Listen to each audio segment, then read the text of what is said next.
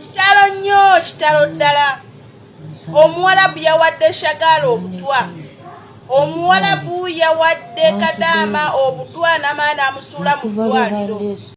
Video ngireeta mu maaso awo naye nga kitalo nnyo oba kyannaku nnyo kyannaku ddala. Omuwalabu yawadde Kadaama obutwa n'amusuula mu ddwaliro. So nno gwe wenna omwana oba gwe wenna Kadaama munnange obeera ng'okimanyi okola mu kyumba ng'omuwalabu yakufumbira emmere, beera mwegendereza n'ebintu bye bakuwa, beera mwegendereza n'emmere gye bakuwa, beera mwegendereza okulekaawo emmere yo. N'ogamba nti bakansooke malirize kino, abantu abo bazibu nnyo, abantu abo batemu nnyo.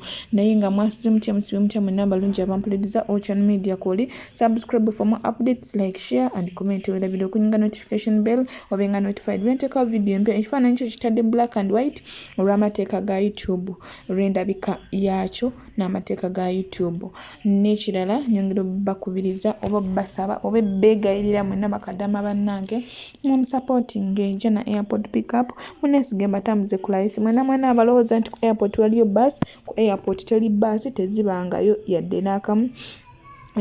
Era bonna abalowooza nti basi gye ziri bakomawo ne babeera sitaaka ne bamaliriza nga ba airport taxi babatutte ate ne babaseera. So mbaga nti mugye mubukenga obudde bukyali munnange, jangu tutambule ffenna. Ate ngwe wenna asuubira okutambula enkya kwata ku luguudo lwa Jinja, Kayunga Road oba Gayaza Road, mujje tutambule ffenna ku layisi tulina discount. Oba olina munna atambula ku lunaku lw'enkya ku Lwokuna ng'ennaku z'omwezi 22 omwezi guno gwennyini ogwokutaano, musharingire video munnange ate asobola okujja nga atambula naffe ku discount ku miwendo egya wansi ddala. Muneesige mbatambuze ku layisi, mujje tutambule ffenna. Kankulekere video ate weerabireko. Kadaama ono bamusudde mu ddwaliro bakamaabe. Embeera gy'alimu etiisa ate era ekanga. Essaawa yonna yandifiira mu ggwanga ery'e Saudi kuba embeera gy'alimu etiisa. Bambi mutambuze vidiyo eno, gwena Kadaama alaba vidiyo eno. Embeera gy'alimu yandifiira mu ggwanga ly'e Saudi kubanga talina buyambi wadde n'akamu. Talina byakulya, talina byakunywa, wabula omuwalabu amukutte n'amusula mu ddwaliro. Yeetaaga obuyambi. Gwena Kadaama alaba vidiyo eno, nkolera kimu kyakunyiga lugalo mu screen mu vidiyo eno, olwende mu maaso n'okusheyalinga vidiyo eno, gende ng'onyiga sente. Omwana ono afune obuyambi. Bambi leero lulwe ate nkya lulwo. Abawalabu ennaku zino beefuulira kumukumu. Simanyi sitaani yabayingiddemu naye abaana babonaabonera ku ddungu awo. Bambi yamba laba omumwa gy'ono omwana. Kaba tuleyingire vidiyo mugiwulire naye sooka ofolengetone ku mukaaga olayikinga ate era osheyalinge. Wulira vidiyo eno kubanga omwana tali mu mbeera nnungi nnyo. Muyambe musheyalinge vidiyo eno kubanga nfukamidde.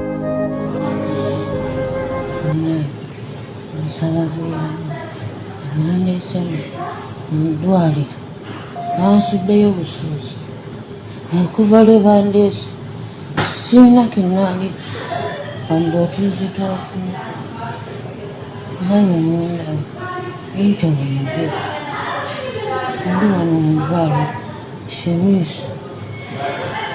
Nga tukyagenda mu maaso nyongera okujjukiza nti gwena Kadaama munnange zino vidiyo nzireeta ofunemu ekyokuyiga. Teri wa family agenda kujja abikugamba oba bintu by'olina kola mu kiyumba oba by'olina nakwegendereza na buli kimu. Era ffe bankwakyayo banno ffe tulina okubikugamba lwa nsonga ffe tubikugamba with experience.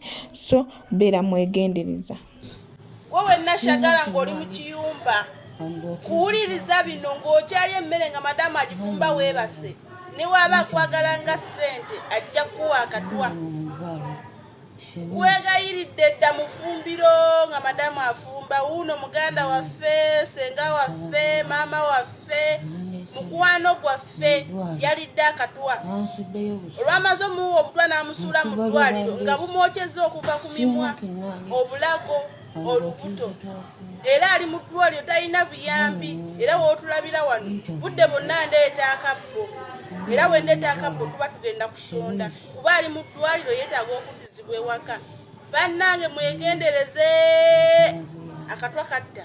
Mwasuze mutya mwasiibye mutya banyabuni ba Ssebo. Kansuubire muli bulungi. Ewange ti birungi. Nina obulumi. Obulumi buli kuva ku mulambo ogwo gwe mbateereire awo. Munansoni w'okozesa ekigambo eky'omulambo. Aye obulumi bundi ku mutima ng'omukazi omuzeire.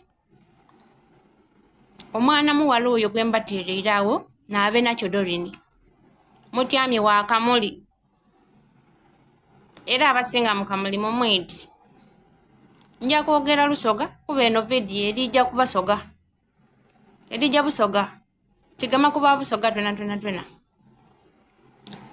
Omulambo ogwo gwe muli kubona awo gwa mwana muwala n'abe nakyo Doreen.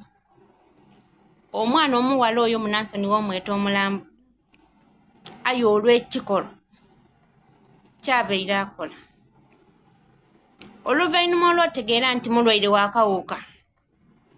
Abeire yeekuba empiso, abeire yeetoolako omusaayi ng'akola empiso, yeetoolako omusaayi yakuba abaana ba neighbour we.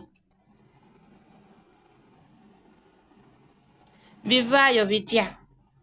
Neighbour we okumugema red-handed n'amutwala ku police nibakola test ng'ali positive nga n'abaana bombiri babeire akuba omusaayi balwaire yabasiiga.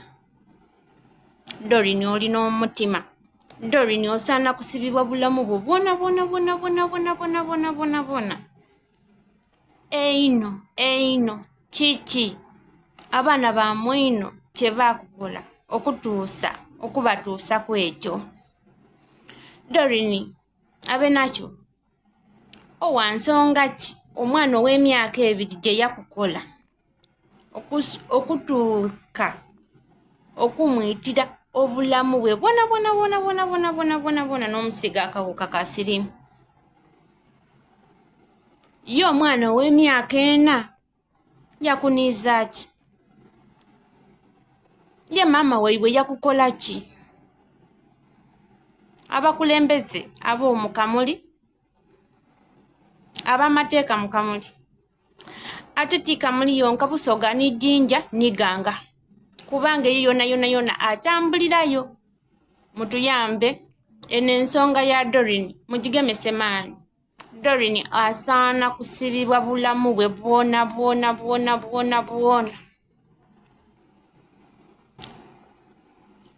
Abaana abato abo baakukola ki mwana ewe okuyita abaana ba mwine? Baana lwaki nningizaamu Jinja ni Ganga? Doreen wali abanene mu kamuli mbwa bali kwenda okola bati babuzeebuze omusango. Aye ng'okaali kujja kutoolayo kubuzaabuza musango ogwo sooka bwete mu bigere okoba otya singa abaana abo bange. Singa ndikuwulira ntya be yakubye omusaayi gw'akawuka. Oba singa abaana abo baana ba mwana oba singa abaana abo baana ba muwala oba mutabane we. Doreen be yatuusiisa ku ekyo mule wandibeire owulira otya? Kamuli ni ge banaasibulula Doreen n'atatyamayo aida kuidai Ganga aida kuidai Jinja. Ate nga mu Busoga twena twidi nti empisa embi mugulu mulema nigo oba olijja Saudi tokoba oti omukono gwange guno mulema kanguleke ku airport Entebbe nine eno ninje Saudi wendivaayo ndagwagana ngupiikinge. Doreen ni waaliva mu kamuli n'atuuka mu Jinja ajja kupangisa ajja kwagaanayo baneiba bajja n'abaana. Doreen ekikola kyakoze mu kamuli ku baana ba neiba we ajja akikole Jinja ajja akikole Ganga. Abanamateeka waliwo ensonga etasaana kunigira muntu ku liiso. Ekikolwa Doreen kye yakoze tasaana kumunigira ku liiso. Tasaana muntu aveeyo mbundidde kwewolereza Doreen. Yandiise abasaada Munansoni w'abasaada okuba waayo yandibeeyise kuba oba omukwaine omukwana n'otakuba oti twekebeze gy'ofe. Yandigiire yeetunda nga bw'abeire atambula atyo n'asansa atyo yayita abo yaleka abaana ba mwine abato. Omwana ow'emyaka 2 oidi kye kitegeeza okutandika eddagala oli wa myaka 2. Oidi kye kitegeeza omira ikerendo okuva ku lunaku paka lw'oliva mu nsi eno. Woba wamuzaala n'akawuka okuba oti namuzaala nako. Woba okafunye ng'okyakaire nga ye bwe yakyakala n'akafuna kuba tibamuzaala nako. Okuba oti najja nanumirwa. n'akafuna. Aye Doreen, mukazi wo oli mutemu. Tiwalikoze ekyo kikolwa ku baana ba mwino bato.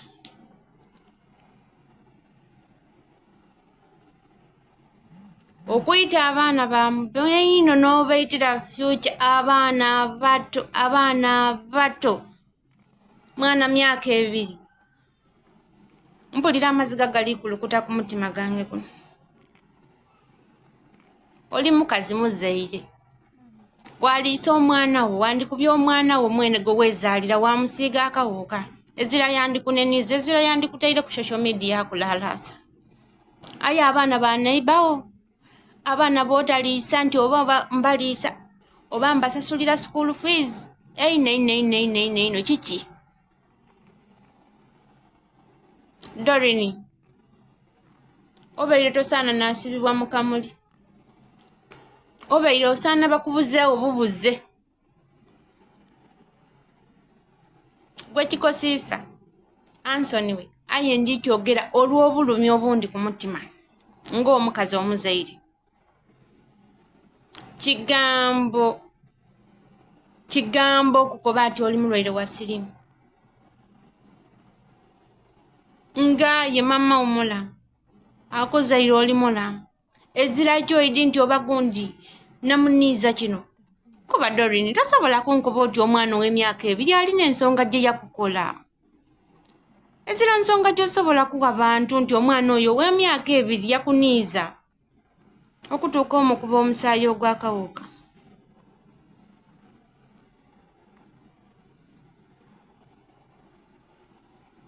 Walikoze byona. Walekera abaana ba mwino obulamu. Saawa eno abaana bali ku Makerenda.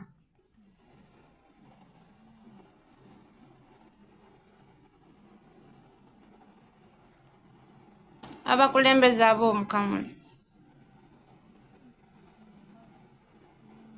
mutuyambe. Mwana muwala iwe oli mutemu, oli mwisi, oli butwa.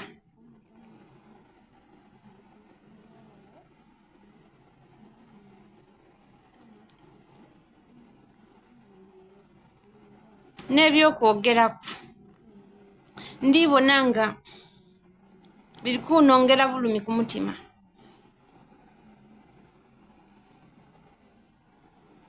Magini a kid of 2 years, myaka 2, myaka 4. Bamba n'empalana daimwedde ekikulu wala na mukulu mwino. Abaana bo baleke.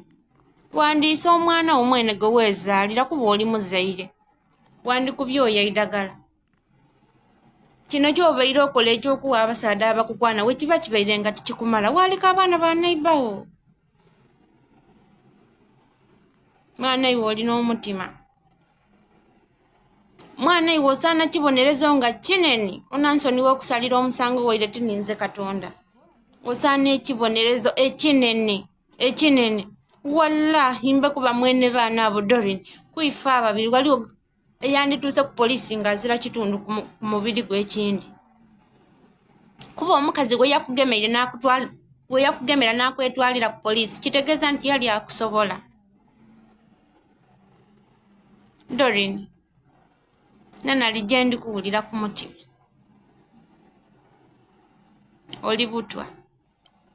Baza mwena abala video yange to the end nimulabulawo nga temubuskipinze mikwano ndi musimusaba Katonda abayo byemusinga okwagala. Channel media ko chali subscribe for more updates. Nyongera bajukiza mwena abakomawo lunaku lw'enkya ku Lwokune ennaku z'omwezi 22 omwezi guno gwennyini ogwokutaano mujje tutambule ffenna nga mukwata ku luguudo lwa Jinja Road, Kayunga Road oba Gayaza Road. Mujje tutambule ffenna ku layisi tuyina discount nga bw'ogirabaawo. So ne woba oyina muno gw'omanyi akomawo ku lunaku lw'enkya ennaku z'omwezi nga 22 omwezi guno gwennyini ogwokutaano musharingeko. Sharing is caring. Mwagalizeeko tutambulire ku myendo egya wansi ddala.